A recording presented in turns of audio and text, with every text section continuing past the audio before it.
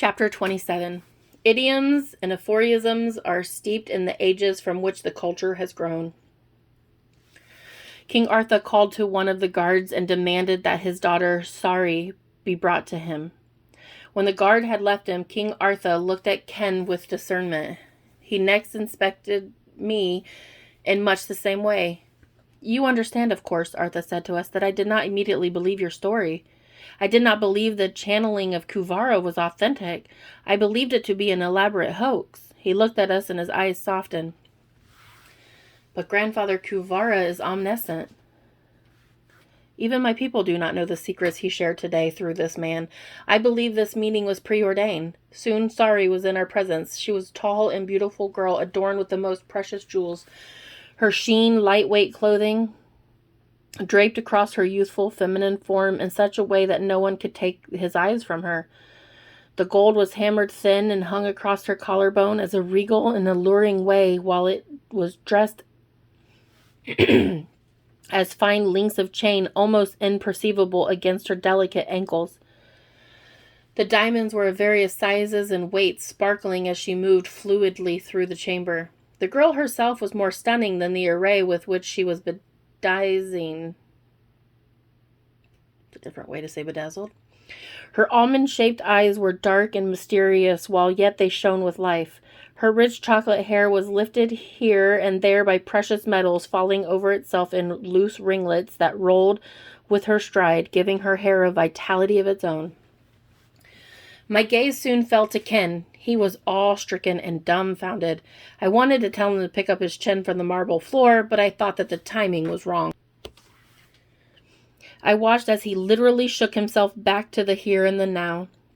Love at first sight, some may say. "Sorry," King Arthur said loudly. "Come to me, my child." He descended once again and stood before his beautiful daughter. Sari held a look of confusion as she considered everyone in the room. We, the outsiders, must have looked quite foreign. Her approach to her father was cautious, as though she did not trust him. I thought it was strange that she stopped a few feet away from him and bowed deeply, avoiding eye contact. "No, my daughter," the king said, "not any more. I want you to stand and look into my eyes." He stood before her without a weapon. His defenses were down for the first time in remembered history. Sari had not spoken as of yet, but she slowly stood erect and with a concerned and pained expression looked into her father's fierce face. I could see that she was not accustomed to being so bold. "I am a new man, Sari," the king said to his daughter, his face remaining stern in his strong resolve. "Grandfather Kuvara has spoken today. He has told me that this must be a new day and a new era for our people." Sari's expression changed. She was slow to smile.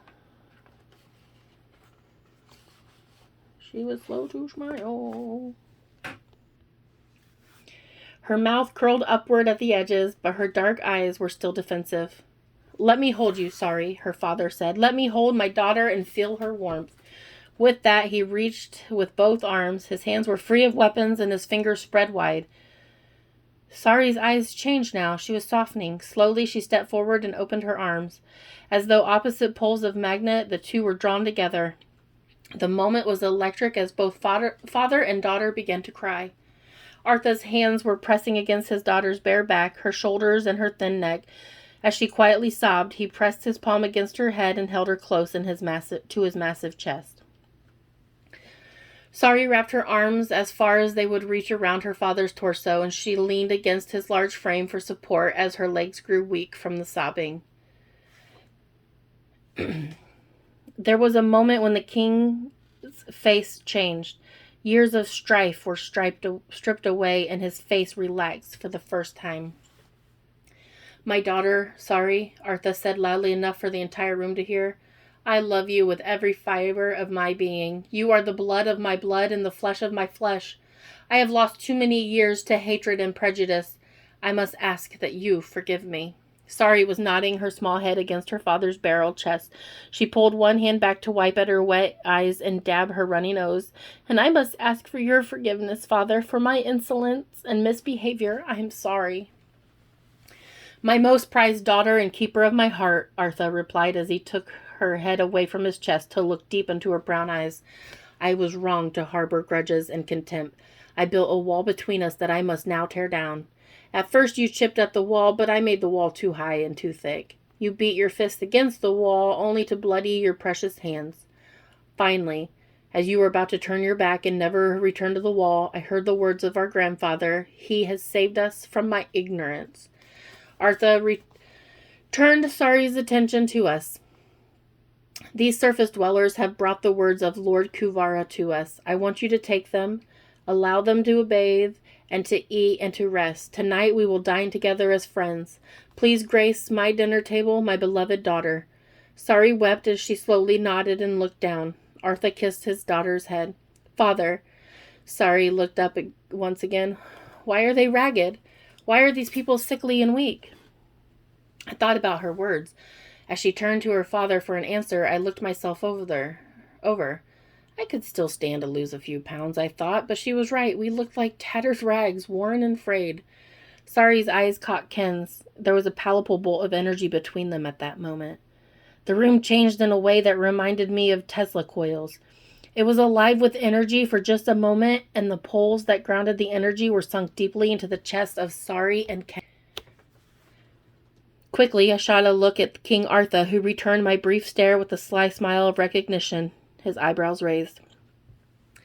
Surface dwellers are at the whim of nature, Artha explained. Their food supplies are not optimal. The fact is, they have industrialized the process of food production and have depleted their soils. Just as their medical industry, they only know how to kill and not how to grow.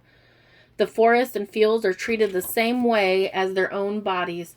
Poison, cut, and burn. The result is a constant deterioration of the environment surrounding the human being and the constant deterioration of the environment within the being. Sari's face fell as she considered the words. Fear not, my daughter. We will feed these people our good food and give them rest here in Alaka. They will soon vibrate as our Nara vibrate, and glowing with life and with warmth. It didn't help, I offered, that we were suffering freezing rains as we fell through the ice and into your stairwell. I, for one, haven't felt warm in days. Admittedly, Artha added, they were in our holding cells, Sari. We could not determine whether or not they posed a threat to our secrecy and security. The holding cell, Sari said with consternation. That box isn't fit for rats. She looked at Ken with compassion, and he looked away. We fed them, my daughter, but we could not take chances. Sari said with her arms crossed. Okay, my daughter, Sari. Love and blessed of my life. Artha half laughed. You take care of them in your way. You're better at playing hostess anyways. I'm just an old man who's set in his ways. I smiled at Barry. We both found a familiarity in how Artha interacted with his daughter. Go on now, Artha said to Sari, his face attempting a smile. But let me die a happy man, my daughter. Kiss me just once. Sari had fresh tears in her eyes, and she turned and stretched to reach her father's face. He stooped to meet her, and they pressed their lips together, their noses and their foreheads. He held her head with his hand, and she hugged him tightly. Blinking back tears now, Artha kissed his daughter on the crown of her head and then released her. My eyes were also wet, I must admit, as we left the king's hall and followed Sari down a corridor, through a courtyard, and along the street paved with gold. We walked past children who appeared to be about 3 years old. They were playing games with sticks and stones, happily counting them as they threw them. I listened more carefully as we walked past. 1 for me and 2 for you. That's 3. 10 for me and 20 for you. Now we have 33. I looked at the children a second time to be sure I was seeing them properly. My auditory input simply didn't match the visual input. I asked Sari, are they doing maths in 1s and 10? Oh, yes, she said simply. They also perform in hundreds and thousands at that age. Some can perform multiplication, division, and rudiments of algebra. And what age is that? Oh, those children are 3 years old. The Nara children are very bright, and the Yakshas develop earlier. All of the Yaksha children have an understanding of multiplication and division at the age of 3. That's amazing, James said, throwing both arms suddenly and holding his hands and palms up to symbolize inquiry. How is that possible? It's expected, Sari said. We simply take this level of performance for granted. You see, it's a game. They throw the stick and the stones, counting the totals that fell inside each child's designated area. It changes every time, and it's always interesting as well as entertaining.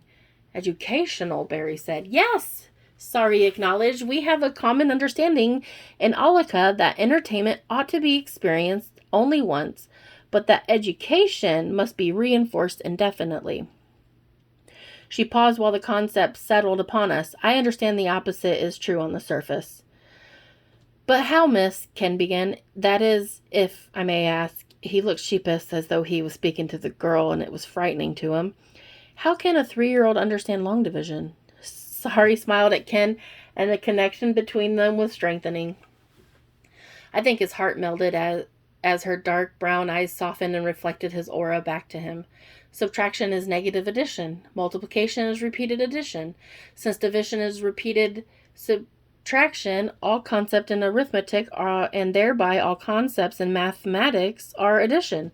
With simple understanding such as this, our children can learn exponentially. Sari giggled and her nose twitched playfully. She was stunningly beautiful, but she also had a childlike quality that endeared her to us. For Ken, it was vexing. It was the final coffin nail. The sticks and stones they're playing with, Barry pointed out, are of polished marble, crystals, and gemstones. True, Sari said, but you have to understand that these objects have lost their wonder in our society. With streets of gold, we don't murder each other to get it. With veritable rivers of diamonds in our gutters, who's going to steal them? Ken was dreamy as Sari spoke. Precious minerals, metals, and stones had lost their hold on him. His allegiance was now completely with Sari. She was more than beautiful and vibrant than any diamond or sapphire. We still think bright stones are pretty, of course, and evidenced by my jewelry. The difference is that we don't lust after them. With only a few exceptions, our society is free of lust and vanity. We talked on, and James thought of a question. How is it that you speak English? Oh, we speak many languages, Sari explained. In fact, I'm not sure how many languages I do speak. She looked at us patiently. We don't learn to speak a language in Alaka. We communicate. There's no such thing as a second language or a foreign language. But you must have learned these languages from someone, James insisted. Our group happened upon a young boy, a Yashka child about 9. His hair was fair as his skin, almost ivory. He was wrestling a tiger cub of about the same maturity. It playfully batted at him, and they rolled across the ground together in mock battle. Child, Sari asked him, how do you know the English language? He stopped fighting the tiger cub and appeared to be saddened. His blue eyes focused on the princess, and he stood straight tall. I know it well, he responded, and then we belly laughed. But how have you come to understand the tongue? Sari pressed, and he thought for a long time. I have always known English. Japanese? Hayawai kasarma. James jumped in. Hanguk ario? Ne hanguk ario kaimi isimu. I'm sorry, this sounds like gibberish. Ken was amazed, so he tried. Marhaba, kif kaluk, hamdulilath. Just for fun, I tried out my Spanish. Yo quiero Taco Bell? I understood that. The boy just looked at me as though I had 2 heads. The surface dwellers all broke out in laughter, and the kid politely dismissed himself and returned to his tiger. That is amazing, James said as we walked on. Yes, the tiger is what you might call domesticated, but it is free to come and go as it pleases. It is no one's property and no one's pet, Sari explained. Oh, yeah, that too, James said, but I meant the language acquisition. We don't think about it, Sari said. She walked on clouds, or so it seemed as she explained. We speak every major language on earth, plus a language unique to our own. Do you mean the Yaksha language? I asked for clarity. In a manner of speaking, yes, Sari said. Her nose gave a playful twitch as she turned toward me to speak. We Yaksha are the descendants of Lord Kuvera and his original followers. The Yaksha are the same people as other Pleiadians from other cities around the globe and elsewhere in the multiverse. We all share a common language, though the individual cities have slightly altered it, much like Americans, Canadians, Australians, and so forth have altered the English language. I nodded, understanding. Don't you mix them? James asked. The human languages, I mean. Don't you end up with Konglish or Spanglish by accident? Sari giggled. We don't mix them, she continued, laughing to herself, shaking her head as though the joke was just too funny. None of us understood what was comical. We simply ambled onward. Please, I said as we neared the building that we evidently entered. Can you explain to us why it's so silly to mix languages? Languages, Sari said, as she stopped walking and looked at each of us with sincerity, carry meaning. That meaning is more than words deep.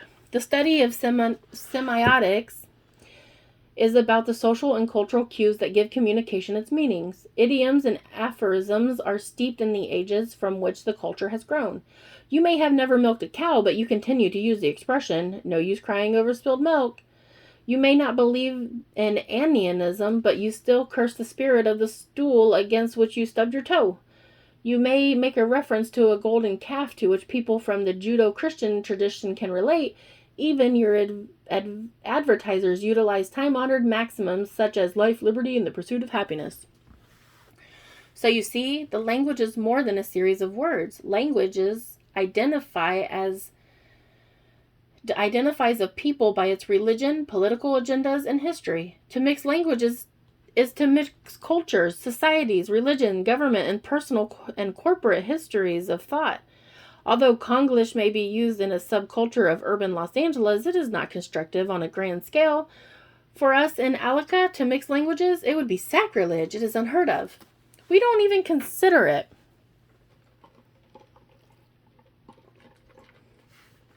Sari led us into the building and instructed us to bathe. She said we'd have new clothes waiting for us when we finished. Walking into the chamber, we were struck by the foreign quality of it. Here was an open room with pools of crystal clear water and steam rising gently into the air. The pools were shaped like wedges and met at the center hub. Your clothes can be left here, Sari said, pointing to a bench. The pools are different baths. You will want to enter this water first, she pointed to a nearby wedge. It will soothe and acclimate you to the temperatures of the other pools. Simply dip into each pool in succession as you work your way around a clockwise manner. Sari noticed my concern. What is it? She asked. Is there a woman's bath? I asked. Her smile was quick, but she stifled it just as quickly, her nose playfully twitching. I don't mind bathing with Barrington here because he's my husband, but these other men have not seen my denuded body, and I think perhaps they'd rather not. We all had a good laugh, but my level of comfort at the thought of bearing myself before God and these men were not elevating. Modesty, Sari said, is a strange quality in the surface dwellers. Women don't mind bathing with women in public baths. Likewise, men will bathe with men. But if we mix the two, there is a stigma, a taboo. Are people on the surface so afraid they can't control sexual urges? Are they afraid that suddenly bursting into sexual orgies? Her question was not meant to demean me or to discount my feelings. Although it sounded instructive, her question was also sincere.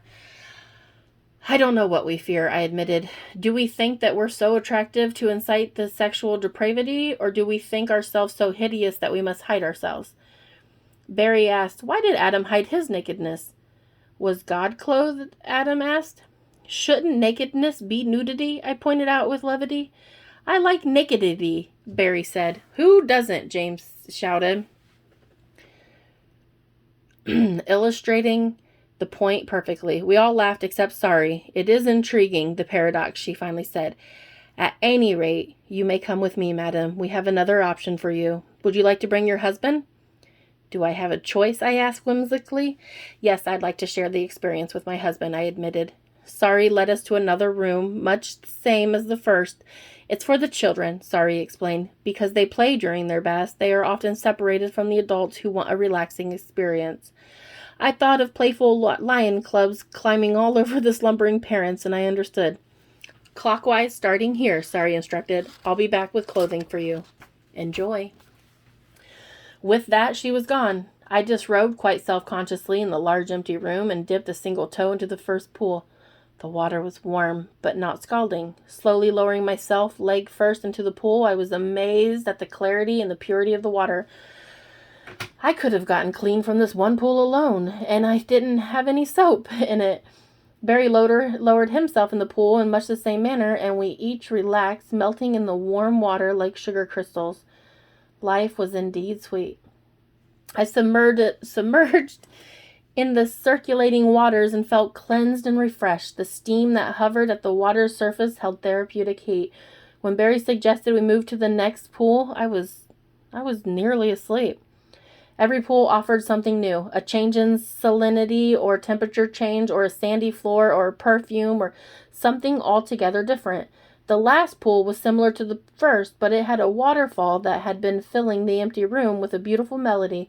As I sat beneath the falling waters, I realized I had failed to utilize the inherent health qualities of each pool, such as exfoliating quality of the sand. I vowed to do a better job at bathing the next time. When Barrington and I were rested in the waters of the final pool, Sari entered with towels and clothes for our use. Good bathing? She asked. Oh, yes, Barry said, while still mostly underwater. The water is wonderful. Life-giving, some say, Sari added. I think I need to learn the pools a little better, I admitted. Oh, perhaps I should have given better instructions, Sari said as her nose twitched. I apologize. Yes, there is sand for scrubbing, scented oils for soaking your hair, and so forth. I'll be better at this next time, I renewed my vow. I will leave you to dress, Sari said. We have a snack prepared for you, and then it will be time for a short nap before dinner with Father. She smiled a warm smile, and I wondered if she was expressing her kind regards towards us or if she was reflecting on the new relationship she was forming with her father. The garments were beautiful, but a bit foreign to us. Barry needed to wrap one length of cloth around his waist between his legs and over itself to create a loincloth resembling those worn by King Arthur and our jailer. He later learned that the garment was similar to the Micronesian thew. We both had to drape a bolt of fine linen over our frames toga style. Finally, we tied a silken rope around our waist. Other than Barry's diaper, I think we did pretty well. It reminds me of my college years, Barry quipped as we exited the bathhouse. Were we ready for dinner with a king?